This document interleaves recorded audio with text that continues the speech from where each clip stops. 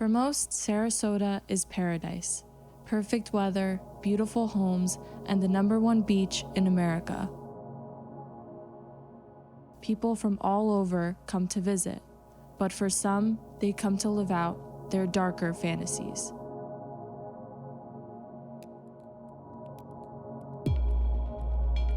Prostitution is rampant in Florida. With 3 football teams, 2 professional basketball teams, and countless college campuses, the demand for sex is high. In 2016, the Sarasota Police Department alone made 86 arrests for soliciting a prostitute. Most of the women arrested for prostitution are found on Route 41, or as Sarasotans call it, the North Trail. With 16 motels in a 1-mile radius, sex can be found on almost every corner. The Street Crimes Unit in the Sarasota Police Department patrols the North Trail, arresting the women. One of those officers is Dimitri. He's been in law enforcement for 23 years, but Dimitri joined the Street Crimes Unit in 2012. I remember working in areas where there was a lot of prostitution, like on the North Trail, and driving by these women and, really not stopping to really think about who they were and where they came from and why they were out there. I just almost assumed, just like everyone else, that, they wanted to be there. And really that drugs was the driving force behind them being out there. Sarasota is the second biggest drug market in Florida, and prostitutes are some of the most active consumers. This gives the police extra motivation to make arrests. How many chances are we going to give these women? We gave them one chance. They said they wanted to go to jail and they're back out on the street. Oh well, forget about them. 80% of prostitutes return to the street after being arrested, for good reason. The estimated 1 million prostitutes in the United States generate $14.5 billion a year. One of the women that Dimitri arrested was Kelly. Kelly grew up in a loving home, but everything changed when she was 16 and prescribed opiates. My addiction had started years earlier, being prescribed opiates. That addiction started spiraling. Her parents kicked her out, which brought her to Florida. But with no money and no home, Kelly found herself in shelters. It was then that she met her trafficker. I was approached by a man who offered to protect me, comfort me, and just provide things for me that I wasn't able to provide for myself. And soon into our relationship is when he started coaching me and grooming me and really teaching me how to be a prostitute. And if I didn't do what he said, that I could be killed. It's women like Kelly that inspired the government to create the Trafficked Victims Protection Act, which states any woman manipulated into sex is a victim. The Victims of Violence and Trafficking Protection Act aims to prevent trafficking in persons, provide protection and assistance to those who have been trafficked, and strengthen prosecution and punishment for those who are responsible for the trafficking. But this new mentality didn't trickle down to Sarasota. Selah Freedom came to us and said, hey, we want to help you with your sex trafficking problem. And our response was, what are you talking about? We don't have a sex trafficking problem. We have some open air prostitution, up on our main track, North Miami Trail, but that's all we've got. Selah Freedom is a local nonprofit that works with the police to change their perception of prostitutes, from criminals to victims. The police now attend training classes taught by Didi, a case manager for Selah Freedom. It's helping them understand that these women that we serve have this history of being exploited as a child. Visible signs of abuse, of course. If you see marks of what maybe looks like somebody grabbed their arm and they're very hesitant to really explain what's going on and where they got that from. Or maybe Didi gives the police real case files to work with, to equip them for what they will face on the street. Some of the red flags we tell them about, there will be like layers of blankets on the bed, so they can quickly just remove a layer of a blanket when they're having the next John come in. Or there could be a counting system where they have like a deck of cards where they're moving one over to the other. So that's like a possible counting system. Just things to see on scene when they're dealing with these women or even men in some cases. So they kind of go, wait, that's not normal. These girls are around. They can be used anywhere from 14 to 40 times a day. So it's a significant amount of money. And you can see, this is always one of my favorites because obviously K-Mac is her trafficker. So if you see another girl with that tattoo, you know that she's more than likely being trafficked by the same guy. We deem them as criminals. Come to find out, after being educated on the topic, these women are victims. They come from a lifetime of trauma and victimization.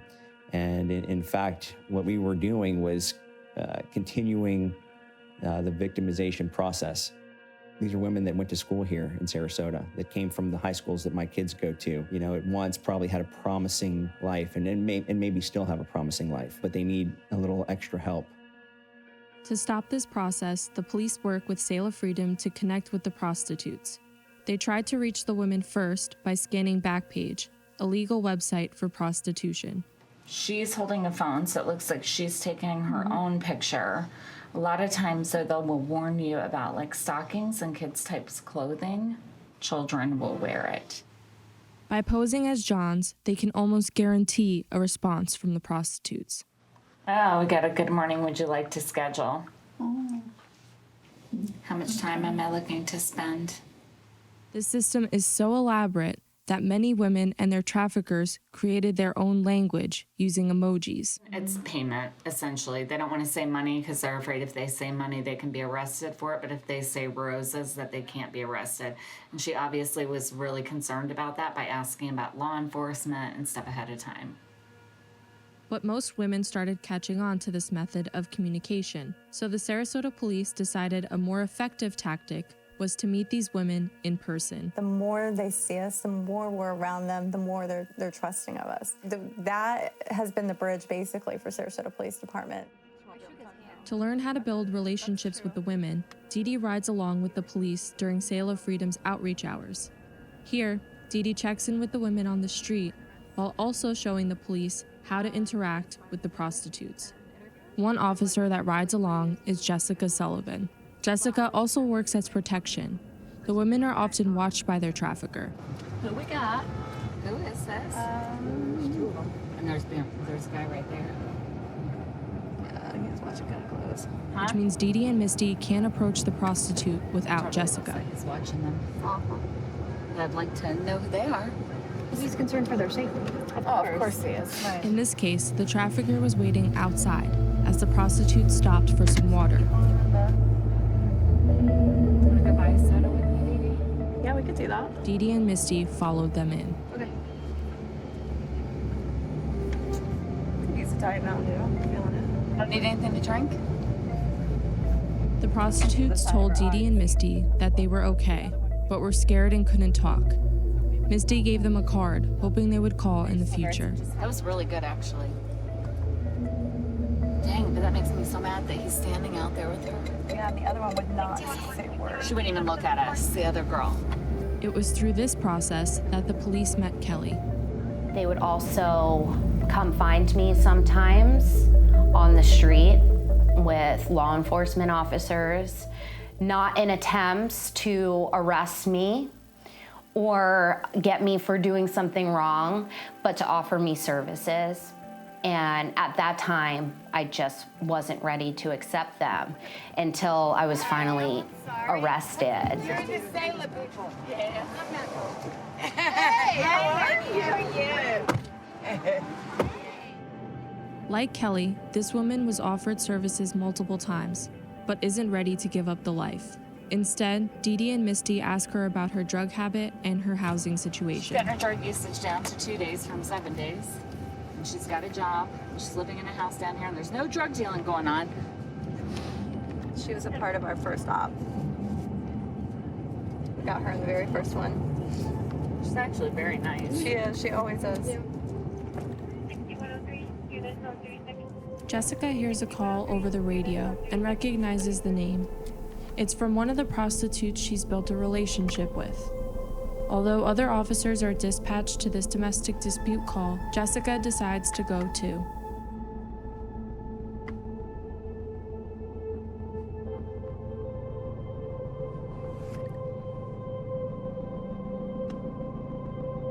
After an extensive conversation, the prostitute makes a promise with Jessica to start getting clean. She said she's gonna call me today and she wants out. We've brought her on once before. So we'll see if she calls today. I'm glad I stopped. Me too. That was a good contact today. It was really good. Thank you. I pinky swore with her. She's like, I talked to them and I said I'd call you guys in an hour. So I went like this. And she pinky promised me. And I'm like, all right, I'm gonna hold. You need to do that. You need to call them. You don't deserve this. She's like, I know. And I'm like, do you know? Do you really know that? Because I know that. 20 minutes after leaving the scene, Jessica gets another call about the same woman. This time, it's related to sex trafficking. Yeah. I'll go swing over there and see if she'll talk to me. Thank you very much. I appreciate it. Bye. We're gonna go back and talk to Angela.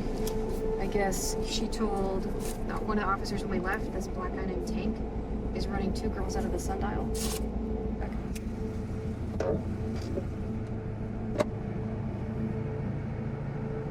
Jessica talks to the probation officer and the prostitute about the call. She decides the information is credible and wants to investigate the claims further. But she drew us a map, so I know which room. So we'll go swing over there and see anything. So, but he was running her out of there too. So. Oh, was he? Yeah, that's how she knows all it. And I guess he's selling a ton of heroin and crack out of there. So we're gonna go through the sundial. And she drew me a map of what hotel room. Very accurate. Very, yes. It's upside down. Oh, right. That's where the room is. Yeah, so we're gonna pull in and it'll be on the right. Even though Jessica didn't find anything, it was an important moment for her. Her efforts during outreach were working. But she's always been very upfront with me and honest and stuff. So I do believe her. Prostitution arrests have gone down in Sarasota by 20% in 2017. Now that the police are treating prostitutes as victims, their focus has turned to the Johns. These are so tight. All right, we'll fix them. Oh my God. I've never done this before. Oh my God. A lot of people say that prostitution comes along with addiction, but that's not true.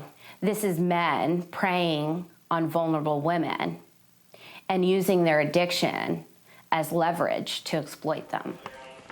The scariest part is not knowing whether I was going to live or die. There were Johns that carried guns, they were aggressive, they were on drugs, and they were unpredictable.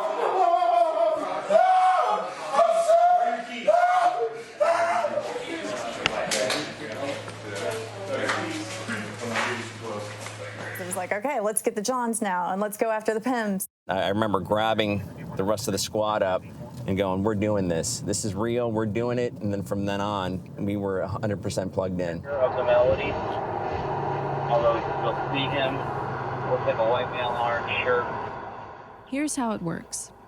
The police will send out an undercover cop to pose as a prostitute. She's wearing a wireless mic that can be heard on all the walkie-talkies. She's at the, Hey. What's up? Looking Come on, for let's me? go. Where you going? Crazy, let's go. Going crazy? I can go crazy. I got a room right there, number 8, Flamingo. Yeah, come on. You want to go crazy? Come on. I don't get in cars, man. I got the beat out of me before. I ain't silly. You. Come on. Yeah, I don't know you. Where are we going? Right here, room number 8. Let's go. What you want? all right, stand by, good I got conversation. money, want to get How high? much you got cash? I got like $60. You got $60. Want to get high? You want to get high? Yeah. Hell yeah.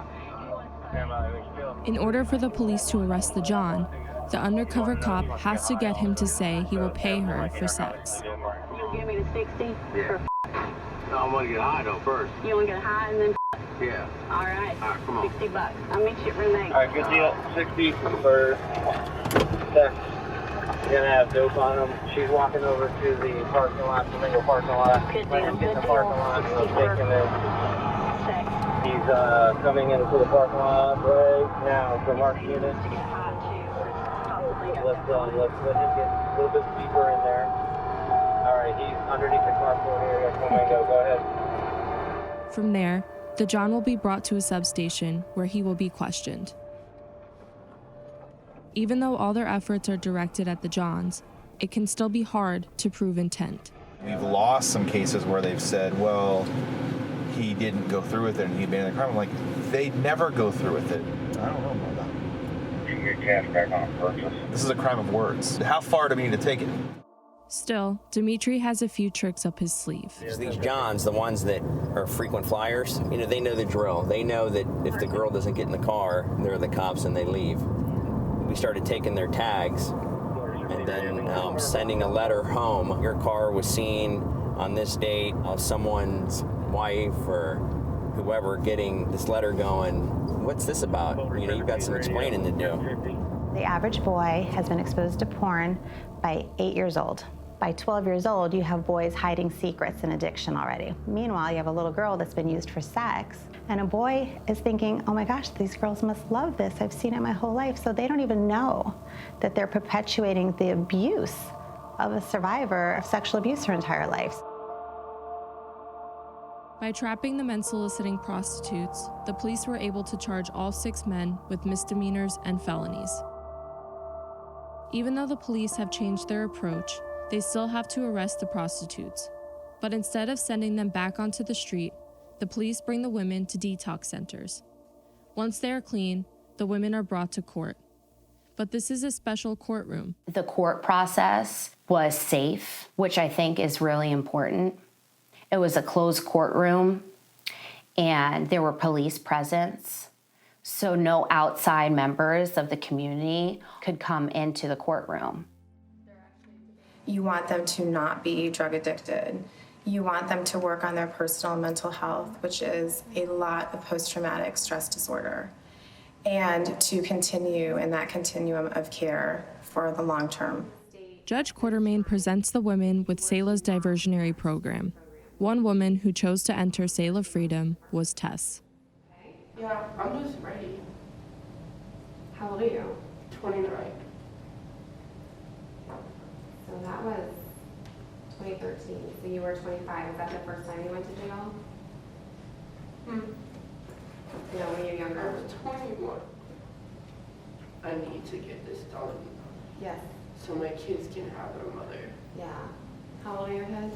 My son, he's 10 and my daughter, she's 8. Yeah, they don't want to see you in jail. There have been more people charged with prostitution than solicitation because it is easier to catch a prostitute. So how are you going to use law enforcement resources, and how are you going to address both sides? This courtroom was also used for prosecuting Ronald McBride, Sarasota's first human trafficking case. McBride was holding a woman hostage for months. One night, she came home a little later than usual. McBride was paranoid, thinking she stole his money, so he pistol whipped her, stripped her, performed a cavity search, and threatened to kill her. She ran to find help. McBride was found guilty of human trafficking, the first time ever locally. If they do have a pimp, he's been the love for a while. It's been the protector, the one that's been there for her. Now they're leaving him behind. It's such a hard concept for them to really be like, what do you mean you love me? So what do you want in return? It's hard to change your life from something that you're absolutely used to. Once the women finish their sentence and are ready to leave the life, they will enter the Selah Freedom residential housing, where they're given resources to get on their feet. If they make it through short-term housing, they are moved to long-term, but the residential program is one grueling year. They confront their addictions, trauma, and fears. While hundreds will go through the short-term housing, only 8 will be taken into long-term. Selah itself means to pause, to rest, to reflect. These girls don't even know how to be still. They've never had a chance to just wonder, like, what do I love? It takes them months to learn to dream again. Those months are filled with a packed schedule. The women study for their GED, take classes to learn new skills for work, and some start the process of getting their kids back. At the same time, the women are learning to love themselves. Bringing freedom means to just bring back fully everything that a person is meant to be. So often, like, identity gets stolen, confidence gets stolen, and so the mission is to just rebuild every part of your life that was stolen. All of the women will go to therapy with Dr. Quintel. One of the roles that I have with Selah is to do trauma resolution treatment. The nature of what we now call post-traumatic stress syndrome or post-traumatic stress disorder is that something in their environment is reminding them of what they went through, and our brain emotionally has a tendency to confuse things that are similar, but mapping them as same. I'm really interested in framing what it is that we would want different for the person's life now. Once we get that, then it may lead to clearing out earlier stuff, but to me, it's really, how do we want to improve things for you in the now so that your life works better? Kelly made it through the program, graduating as a trafficking victim advocate. Now, Kelly is working with Selah Freedom to help the women who were just like her. For so long, I had been brainwashed into believing that my life was worth nothing, that I was expendable. I had men that put a price on my worth. And today, I know that I have a value that is priceless. I am confident in myself, and I know my worth as a woman and a human being, and the sky's the limit for me. Kimberly is another Selah graduate who's moved on to independent living. She works as a nail technician, but decided to come back to Selah as a volunteer during outreach hours. These outreach hours are meant for women to get hygiene products, food, and water, a lot of which is not available to them while working on the street. Now to watch the growth and how far you've come from that moment of I'm not worth saving, and look at all the wonderful things that you're accomplishing. I mean, you've gone to school, now you're raising up into a position of leadership, so I love that you would have that firsthand experience from like being in those shoes. I had to hit my rock bottom. My rock bottom was my felony, my felonies, which are gone. So, yeah. Kimberly is in the process of enrolling in college to get her degree. The core of what we're trying to build with the community is that we can work hand in hand and trying to solve some of these issues that have been going on for years. Things evolve, society evolves, thought processes evolve. And we have to be open to, knowing that there are other ideas out there that we probably haven't thought about, and we have to listen to them. It's touched my heart, really, to be able to be involved, because there's many people that are involved here in the mix. People here at the police department, from Selah Freedom, from the state attorney's office, the judges. This is a community effort. If my career ended today, I would feel like it was a success, like I did something positive as a police officer.